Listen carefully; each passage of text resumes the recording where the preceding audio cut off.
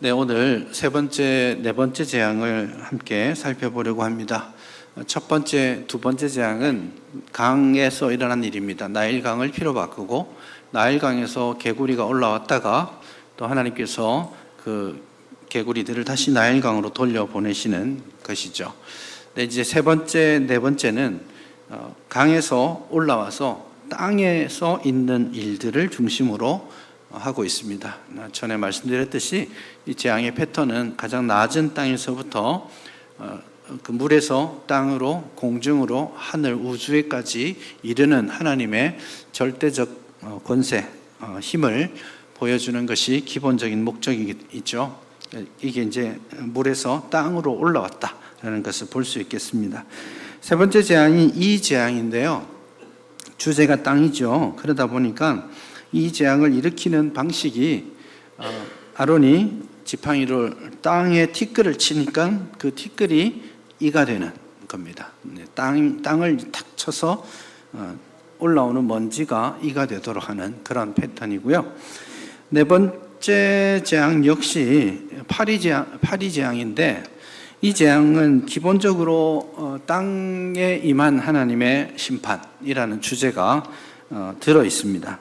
보시면 21절에도 보시면 파리떼가 가득할 것이고 추가해서 그들이 사는 땅에도 그러하겠다 그렇게 말하고 22절에서도 너가 내가 여호와인 것을 알게 하리라 이렇게만 말씀하시는 게 아니라 이 땅에서 내가 여호와인 것을 알게 될 것이다 이렇게 말씀하시고 결정적으로 24절에 가시면 파리로 말미암아 재밌게도 그 땅이 황폐하게 되었다라고 묘사하고 있죠. 결국 이 재앙들이 땅에서 일어나는 재앙과 깊이 관련이 있다라는 사실을 우리가 알 수 있습니다. 그리고 이거 역시 반복해서 말씀드리지만 하나님의 창조를 무위로 돌리고 있다라는 거 알 수 있습니다. 여러분 땅에 티끌하면 어떤 첫 번째 이미지가 뭐였어요? 성경에 나타난 첫 번째 이미지가 땅에 티끌로 하나님이 땅에 흙으로 하나님이 하신 일이 있었죠. 사람을 창조하셨죠. 예, 이 티끌이라는 말이 먼지라는 말이기도 하고 흙이라는 말이기도 합니다. 하나님께서 땅에 그 흙으로 할 때 그 흙이라는 말과 여기 티끌이라는 말이 히브리어로는 똑같은 말이거든요. 결국 땅에 티끌로 하나님이 사람을 만드셨는데 이제 그 땅에 티끌로 사람이 아닌 해충을 만들어내고 계시는 거죠. 창조 질서가 지금 무너져 가고 있다는 뜻입니다. 파리 재앙 역시 마찬가지입니다. 생물들이 많이 땅에 많아져서 사람을 유익하게 하도록 이제 창조 질서는 그렇게 구성되어 있는데 이 생물들이 많아짐으로써 그것이 이든 파리든 사람을 괴롭히는 쪽으로 가고 있죠. 그래서 창조 질서를 저들의 불신앙으로 인해서 창조 질서가 무너지는 것을 보여주고 그 말의 궁극적 방향성은 뭐냐면 이 모든 과정 끝에 하나님이 불러내실 이스라엘 백성, 새 나라가 하나님의 새 창조 사역이다라는 것을 알려주는 그런 역할을 합니다. 이제 세 번째 재앙부터 한번 조금 살펴보기를 원합니다. 세 번째 재앙은 첫 번째, 두 번째, 세 번째, 첫 번째 사이클의 마지막 있죠. 사이클이 이렇다고 했었습니다. 첫 번째 재앙은 아침에 일찍 일어나서 바로 왕 앞에 가서 서서 명령하는 것이고 둘째 재앙은 그냥 바로 왕 앞에 가서 하는 일이고 세 번째 재앙, 이 재앙이죠. 세 번째 재앙은 아무런 경고도 시간에 대한 표현도 물리침에 대한 표현도 나오지 않는 그런 겁니다. 인간적으로 우리식으로 말하면 하나님이 3-4번마다 그냥 말없이 혼내시는 그런 흐름이라고 할 수 있겠습니다. 본문에서도 이 재앙이 언제 어떻게 일어났고 어떻게 사라졌는지에 대해서 전혀 말하지 않고 있죠. 이 재앙 하니까 여러분이 제일 먼저 생각나는 이는 뭐예요? 우리가 생각하는 이는 그 이죠. 엄마 머리가 가려워요 이러면 이리 와봐 하고 찬빗으로 싹 긁으면 바닥에 툭툭툭툭 떨어지고 그거 예전에 손톱으로 탁탁탁탁 했던 기억이 있는데 그 일을 뜻하는 것일까? 꼭 그렇지는 않습니다. 사실 3,500년 전에 기록된 거잖아요. 여기에 그 옛날에 동물, 식물, 곤충, 새 이런 것들이 성경에 여러 종류들이 구별되어서 기록되어 있는데 솔직히 말하면 알 수가 없습니다. 우리가 어떻게 알겠습니까? 자주 나오고 계속 설명이 되거나 우리처럼 막 사진이 있거나 이러면 알아볼 수 있겠지만 그걸 한글로 번역할 때 되게 곤란하거든요. 막 매의 종류를 12가지로 나눠서 써놨는데 어떻게 그걸 번역합니까? 그래서 우리가 알고 있는 종류들을 거기에 대충 끼워 맞춘 것이 현실입니다. 그게 이제 한글 혹은 영어로 번역할 때의 한계라고 할 수 있는데 그냥 이라고 번역해놨는데 다른 데서는 모기라고도 번역하기도 하고 혹은 파리라고 번역하기도 하고 정확하게 알 수는 없습니다. 그러나 아마도 우리가 알고 있는 그 머리를 스물스물 돌아다니던 그 이라고 말하기는 좀 어렵지 않을까 생각합니다. 18절에 보시면 이하고는 밑에 각주가 하나 나와 있습니다. 각주에 이가 어려워서 각주를 달아 설명해 놨는데 각주가 더 어려워요. 각주 1을 보면 각다귀 종류. 각다귀는 뭘까요? 또 애매한 거죠. 각다귀는 사실 모기과입니다. 모기랑 굉장히 비슷하게 생긴 해충에 해당합니다. 이제 각다귀라고 대체로 다 번역하고 이해하거나 혹은 모스키토, 모기라고 번역을 하는데 이건 어떤 이미지를 전달하느냐면 그냥 머리를 돌아다니는 가렵게 하는 그 정도가 아니라 이거는 무는 종류라는 뜻입니다. 이 이는 막 달라붙어서 사람의 몸에 달라붙어서 물고 피를 빨아먹고 또 그 과정이 계속되다 보면 일종의 전염병이 일어나기도 하고 하는 그런 겁니다. 실제로 모기가 되게 전염병을 많이 옮기죠. 모든 해충들 중에 모기가 사람을 가장 많이 죽이는 해충입니다. 지금도.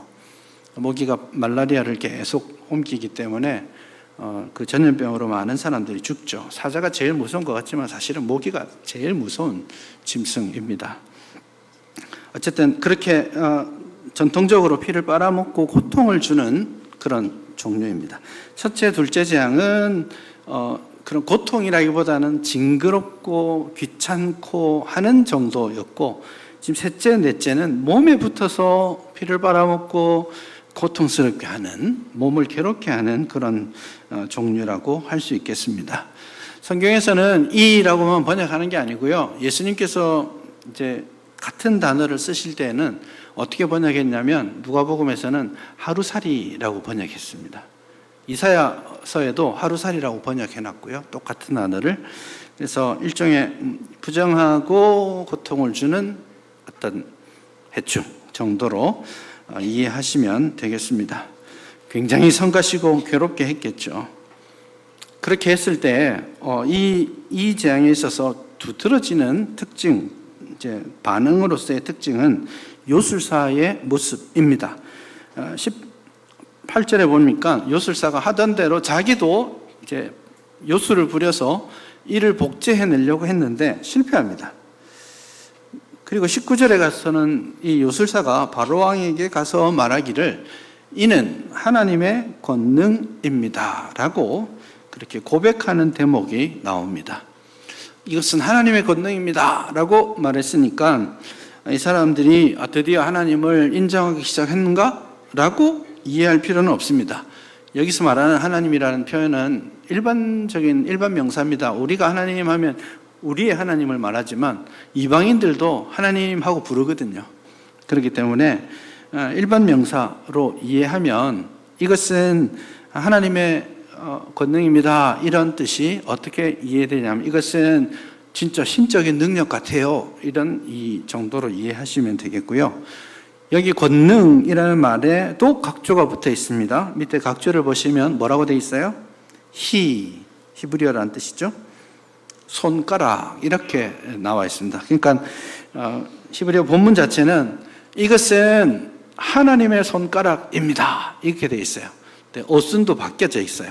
하나님의 손가락 이것이 이렇게 되어 있거든요. 강조하는 뜻입니다. 깜짝 놀라서 외마디 외치듯이 그렇게 흥분해서 외치고 있다라는 그런 뉘앙스가 들어 있습니다. 야, 이것은 하나님의 손가락입니다. 그렇게 하나님의 손이 역사하고 있습니다 라는 그런 고백을 하고 있는 것이죠. 그런 고백의 말씀을 서로 주고받았을 때 여러분 어떻게 이해해야 되겠습니까? 지금 바로왕과 요술사는 물의 영역에서 복제하던 능력을 가지고 있었는데 이제는 그 영역을 떠나니까 땅에서는 더 이상 힘을 쓰지 못하는 그런 존재가 되어 있어요. 다시 말씀드리지만 고대의 신과는 모든 곳에 신이 깃들어 있어요. 우리 옛날 사람들도 그랬죠. 산에 가면 누구한테 기도해야 됩니까?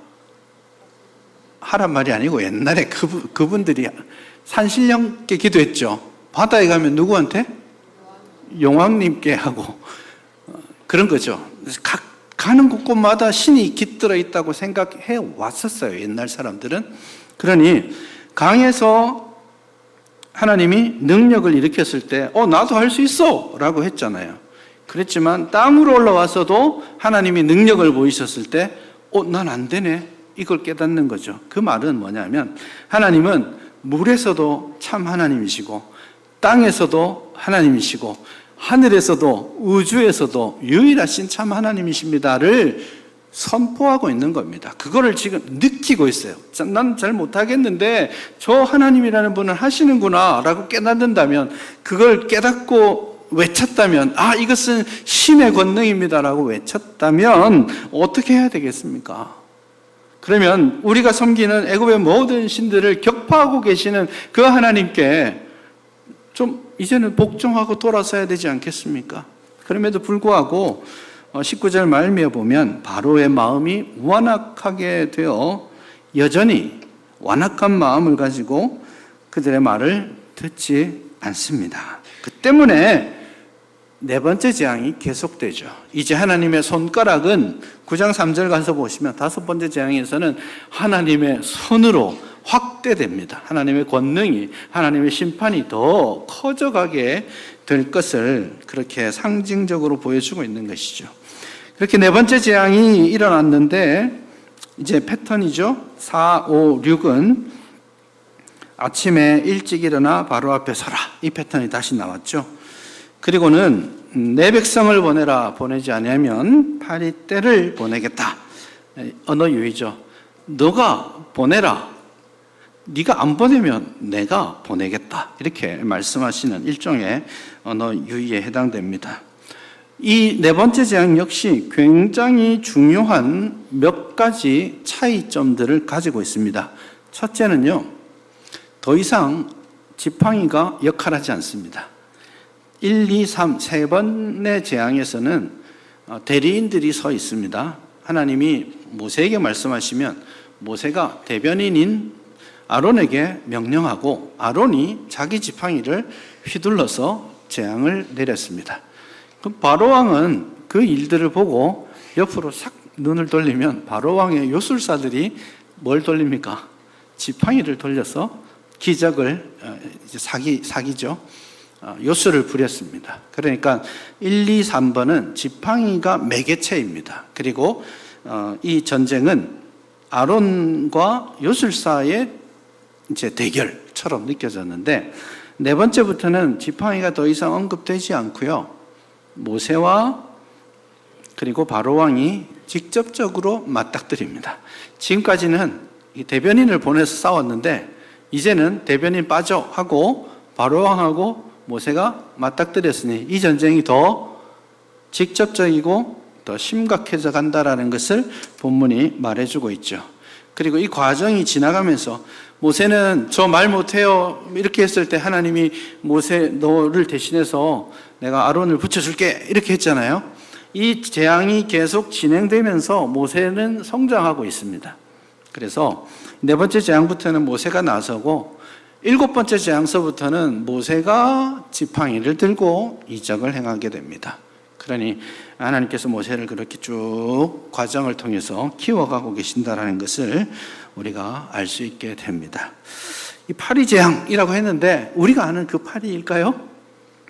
말씀드렸죠? 잘 모른다고요.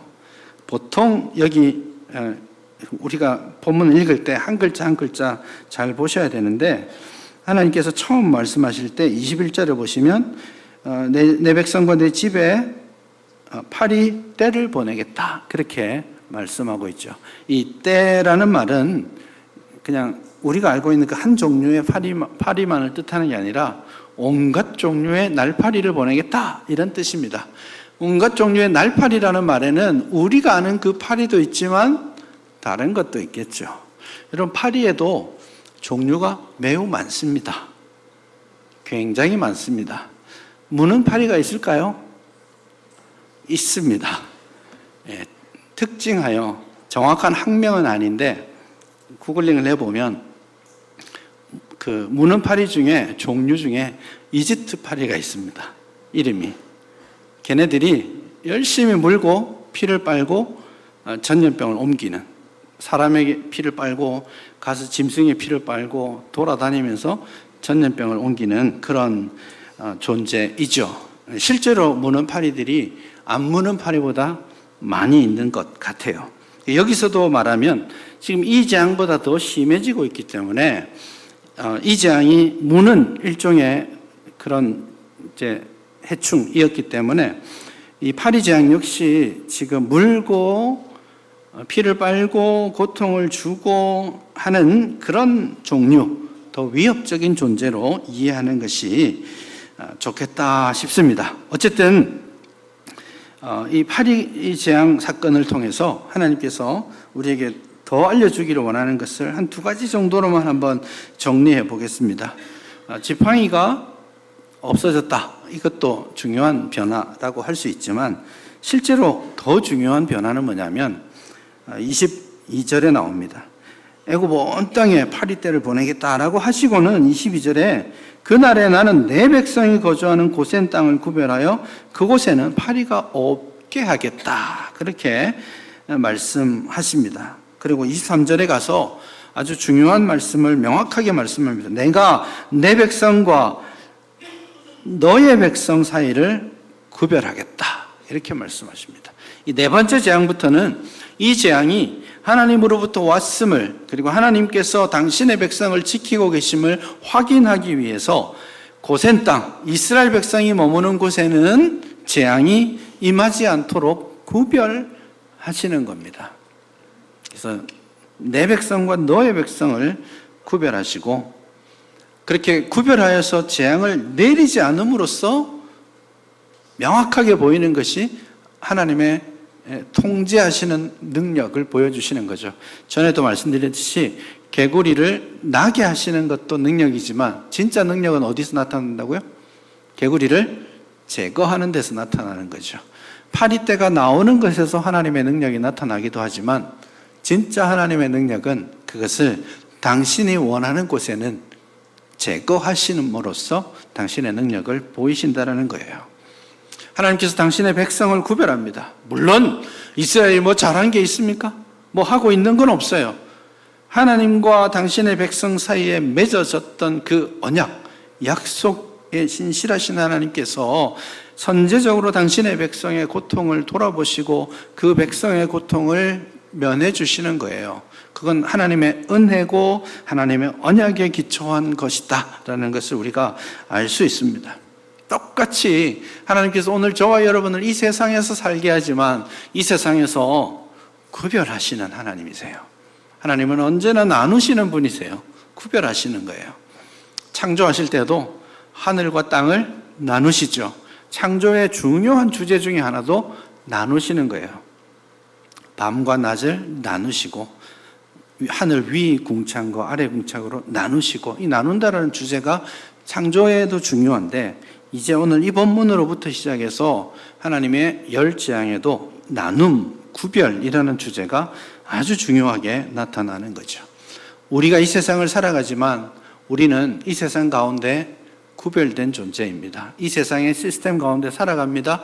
이 세상의 것들을 같이 신, 불신 간에 상관없이 직장 생활도 하고 또 저것도 하며 똑같은 삶을 살아가지만 하나님이 우리에게 원하시는 것은 본질적으로 하나님께서 여러분을 불러내어 구속하시고 그들과는 다른 구별된 삶, 나누어진 삶을 살도록 요구하십니다.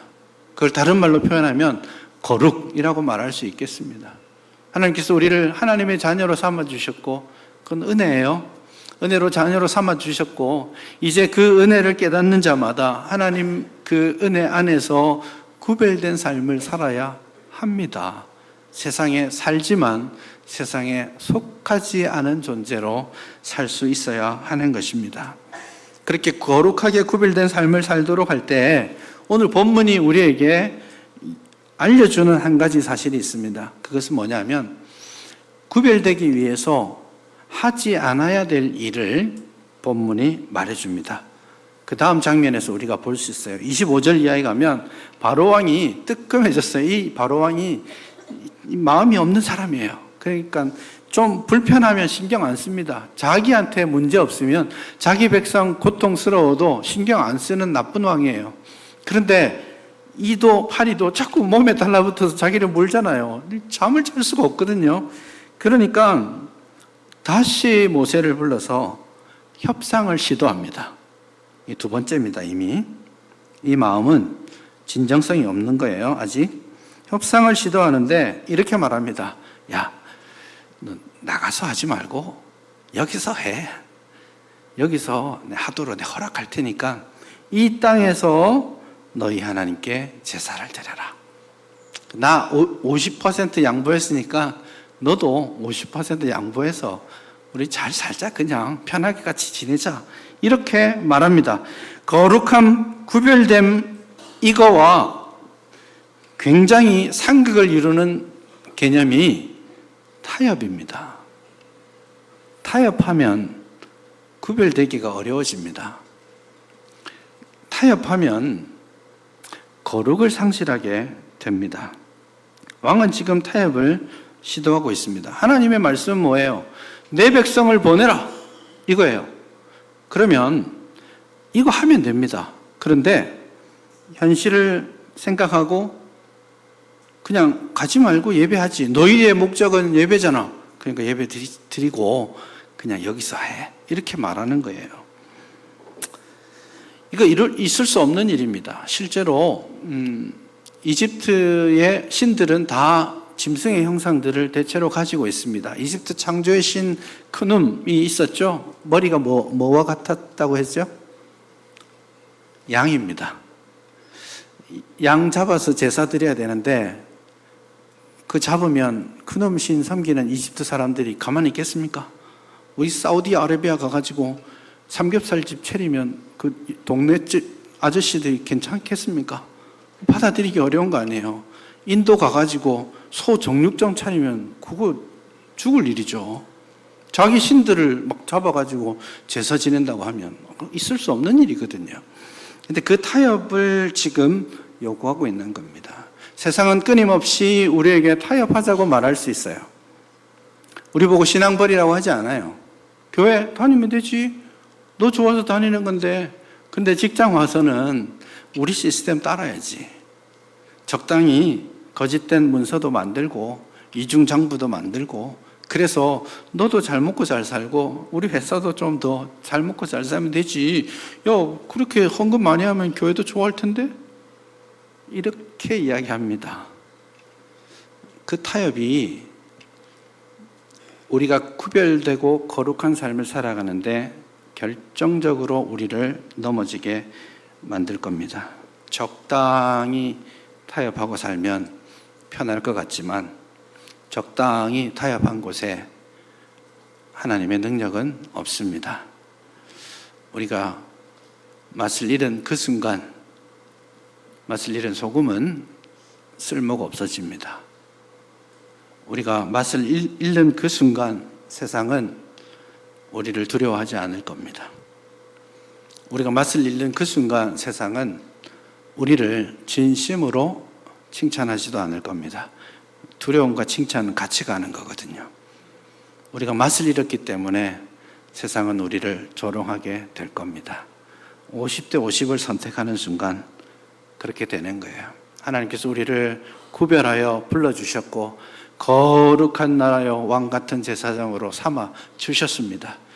그러므로 우리가 하나님의 말씀의 빛을 그들에게 전달하는 이 사명 감당하기 위해서는 우리가 타협하지 않고 두 마음 품지 않고 온전한 마음으로 하나님께 나아가야 하는 것입니다. 이 은혜가 여러분들에게 있었으면 좋겠습니다. 이제 저들이 타협하는 그 마음의 자세를 마지막으로 한번 점검해 보기를 원합니다. 19절에서 요술사가 이것은 하나님의 권능입니다 라고 말을 했죠. 그럼에도 불구하고 자기의 생각을 바꾸지 않습니다. 완악함이라고 말할 수 있죠. 이 완악함이 모든 성도의 삶 가운데서도 자주 나타나는 문제입니다. 여러분, 세상을 향할 때는 유연한 마음을 가지면서도 신앙생활을 할 때에는 유연하지 않아집니다. 갈수록 그래요. 믿음 생활 오래 하면 오래 할수록 그 생각을 바꿀 마음이 없어져 갑니다. 새로운 가르침이 있으면, 새로운 명령이 주어지면 내 생각과 달라도 내 자존심을 꺾어서라도 순종해야 되는 순간이 오는데 그렇지 않는 거예요. 이게 참 무서운 일입니다. 요한복음 16장 2절에 가서 보시면 예수님께서 당신의 어떤 구속의 은혜와 역사를 말씀하시고 그렇게 해도 사람들이 배척하는 거예요. 예수님을 죽게 하고 제자들을 배척하고 죽게 합니다. 그러면서 마음에 어떤 생각을 하냐면 이렇게 함으로써 16장 2절입니다. 이렇게 함으로써 내가 하나님을 섬기는 것이야. 그렇게 스스로 생각합니다. 이 생각이 얼마나 무서운지 모르겠어요. 그게 바리새인들과 서기관들의 마음만은 아니에요. 한번 생각해 보십시오. 이 땅에 많은 교회들이 분쟁하고 어려움이 있습니다. 막 다툼이 있어요. 있을 수 있습니다. 생각이 다를 수 있죠. 방법도 다를 수 있고 다툼이 있는데 어느 측도 이 기회에 이 교회 박살내야지 이렇게 생각하는 사람 없습니다. 모두가 다투면서도 주님을 위한다라고 생각합니다. 이게 자기 중심이라서 그래요. 자기 생각이 고정되어 있고 하나님의 뜻과 하나님의 말씀에 내 생각을 꺾을 의지가 없는 거예요. 이 새신자들이 그럴까요? 아닙니다. 오래될수록 마음의 변화를 원하지 않습니다. 그러면 누가 제일 안 바뀔까요? 제가 보니까 목사가 제일 안 바뀝니다. 목회자들 강의 가도요, 목사님들 생각 바뀌기가 진짜 힘들어요. 성경의 뜻이 원래는 이겁니다 라고 하면 그렇군요 하고 받아야 되는데 아닌데 내가 배운 건 이건데 하고 생각을 꺾을 마음이 없어요. 이거 진짜 중요한 이야기입니다. 여러분, 하나님 앞에 지금 오늘 본문은 하나님이 온 세상 만물의 진짜 주인이라고 말씀하세요. 그렇다면 만물 가운데 나타난 하나님의 손가락을 보고 그거 인정하고 복종해야 되는데 타협하려고 하는 거예요. 이래서는 안 된다고요. 세상 가운데 하나님이 일하고 계시는 것을 확인할 수 있었으면 좋겠어요. 시편 8편에는 우주 만물 가운데 주의 손가락으로 지으신 주의 하늘과 베풀어 두신 모든 것들을 보고 하나님께 감격이 넘쳐서 찬송하죠. 이 민감함도 좀 가졌으면 좋겠어요. 세상 가운데, 내 삶 가운데 하나님께서 당신의 손가락으로 일하고 계시는 것들을 느끼고 감사하고 찬양하는, 기뻐하는 그 신앙도 회복했으면 좋겠고요. 그리고 나를 향해서 하나님께서 명령하고 변화를 요구하실 때에 자존심 꺾고 희생할 것 희생하면서 하나님께서 원하시는 것이니 제가 타협하지 않고 복종하겠습니다. 내 고집, 내 생각 내려놓고 주님의 뜻에 맞추겠습니다. 그렇게 고백하는, 진짜 하나님의 손가락을 고백하고 찬양할 수 있는 저와 여러분 될 수 있기를 간절히 바랍니다.